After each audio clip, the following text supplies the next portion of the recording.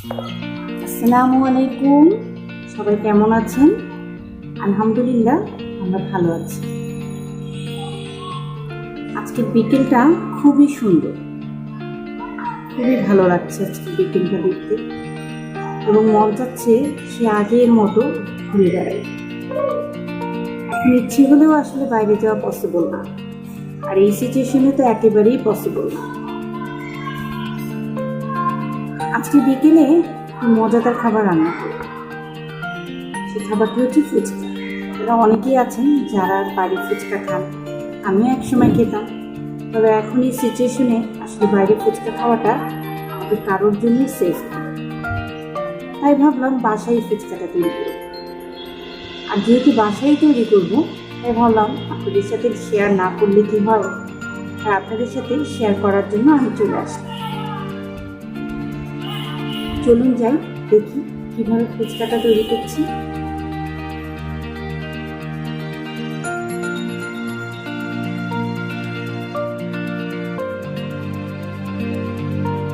ফুচকার জন্য এখানে সব উপকরণগুলো একে একে সাজানো আছে।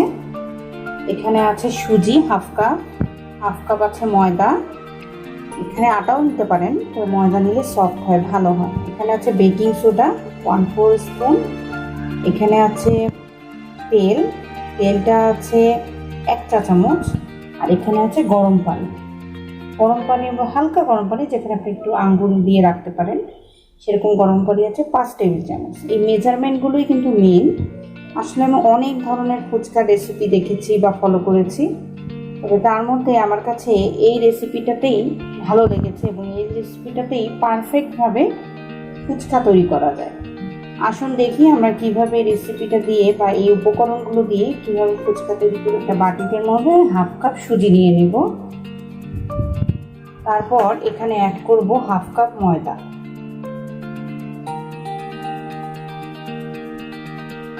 নিতে হবে 1 টেবিল স্পুন অয়েল,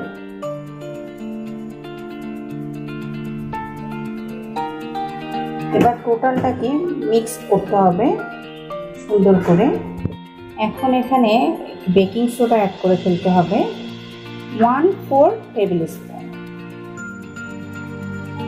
মানে 1 চামচে 4 ভাগের 1 আসলে দিয়ে এটাকে এভাবে ময়ন করতে হবে যেন মনে হয় খামিরের মতো। হাত দিয়ে একটুখানি দেখতে হবে এটা খামিরের মতো হয়েছে কিনা, যেভাবে দেখানো হচ্ছে ওভাবে দেখতে হবে খামিরের মতো, তাহলে বুঝতে হবে যে পরিমাণগুলো সব পারফেক্ট আছে। এখন এখানে অ্যাড করব কুসুম গরম পানি 5 টেবিল চামচ কুসুম গরম পানি এখানে অ্যাড হচ্ছে। আস্তে আস্তে দিতে হবে, সব একসাথে দেওয়ার দরকার নেই, আস্তে আস্তে দিতে হবে। সুন্দর করে অল্প অল্প পানি দিয়ে এভাবে অ্যাডজাস্ট করে নিতে হবে, একেবারেই সব পানি দেওয়া যাবে না। আপনি যখন দেখবেন হ্যাঁ পানিতে সুন্দরভাবে ডোটা হয়ে যাচ্ছে, ঠিক ওই পরিমাণই পানিটা দিতে হবে, এবং সুন্দর করে একটি ডো বানাতে হবে। ভালো করে মধ্যে সুন্দর করে ডো বানানো ট্রাই করতে হবে, এবং এক পর্যায়ে এটা খুব সফট একটা ডোতে পরিণত হয়ে যাবে। এবং আপনারা খেয়াল করছেন কি না, আমি এখানে লবণ ইউজ করিনি।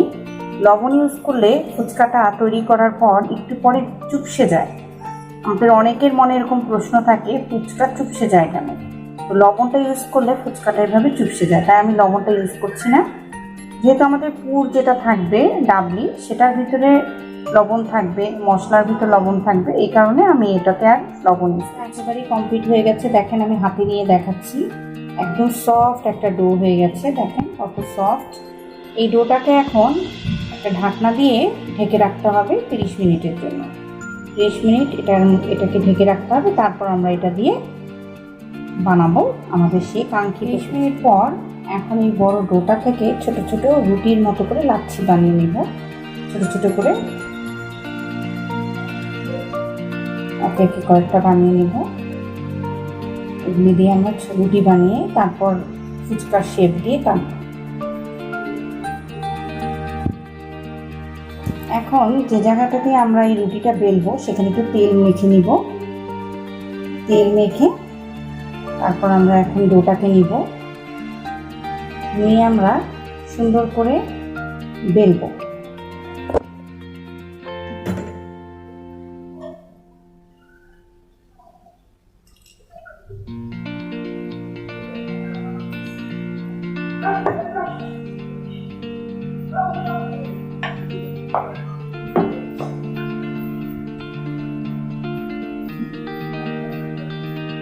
চেষ্টা করবেন সব দিকে যেন রুটিটা সমান থাকে, যতটা সম্ভব আসলে সমান রাখার জন্য।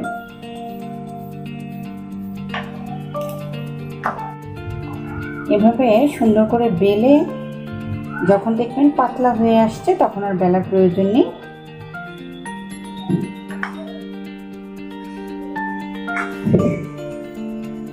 হয়ে গিয়েছে। এখন আমরা বেলুনটা উঠিয়ে রাখবো আর একটা কাটার নিব, যে সাইজে আপনারা কাটতে চান ফুচকাটিকে সেই সাইজে কেটে নিব। যেহেতু ফুচকার সাইজটা একটু ছোট ছোট, তাই আমরা ছোট ছোট করে কেটে নেব।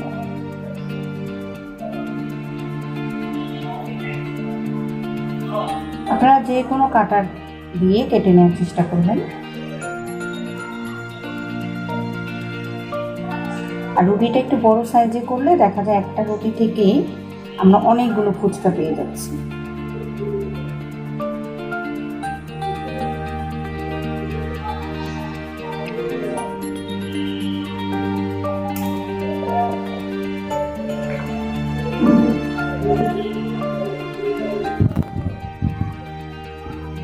এভাবে সুন্দর করে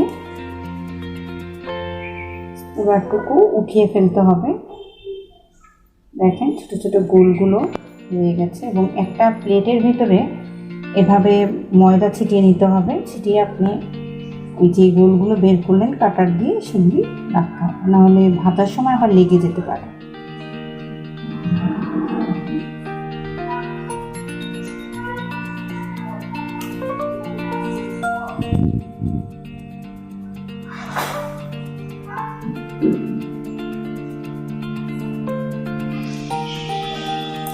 এভাবে একে একে সবগুলো তৈরি করে ফেললাম। এখন চলে যাই কিভাবে ভাজবো সেটা দেখার জন্য। এভাবে ফ্রাই প্যানে তেল দিয়ে নিয়েছি। তেলটা গরম হয়ে আসলে, হালকা গরম হয়ে আসলে আমরা একে একে ফুচকাগুলো দিয়ে দিব।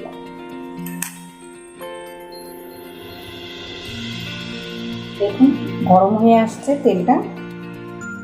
তেলের ভিতরে এক এক করে ফুচকাগুলো দিয়ে দিতে হবে এবং খেয়াল রাখতে হবে একটার সাথে একটা দূরত্ব যেন থাকে এবং একসাথে অনেকগুলো দেওয়া যাবে না।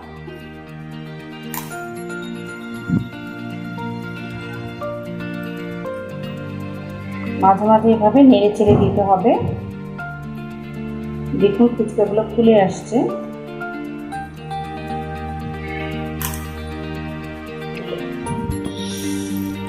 ফুচকাগুলো একদম পারফেক্ট ভাবে ফুলেছে। তবে সবগুলো যে ফুলতে হবে এমন কিছু না, কিছু কিছু দেখবেন যে ফুলেনি, সে চিন্তা করে আবার মন খারাপ করার কিছুই নেই। কিছু ফুলবে কিছু ফুলবে না, তবে বেশিরভাগই ফুলে যাবে। তারপরে এভাবে উল্টিয়ে দেবেন।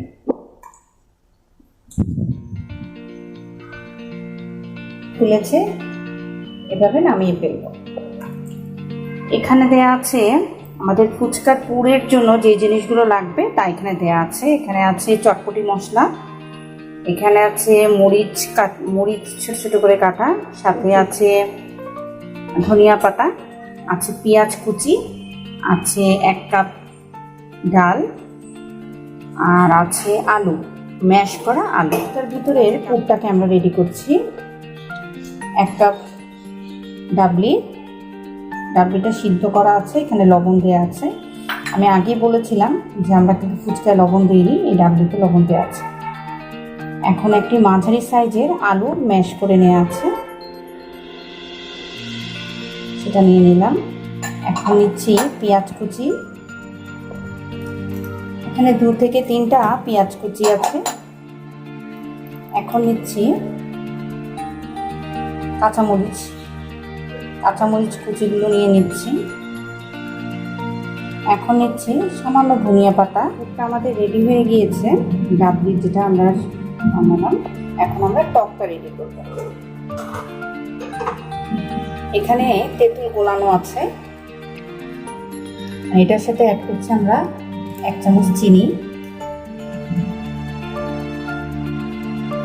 সাথে অ্যাড করছি টালা জিরার গুঁড়া, এটা 1/2 চামচের মতো।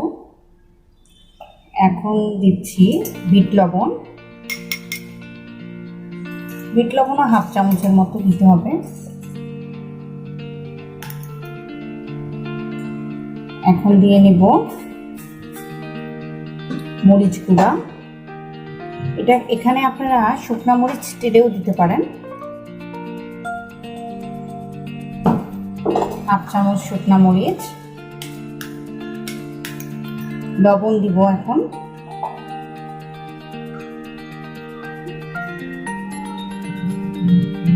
লবণটা 1 চামচের মতো দিয়ে নেব।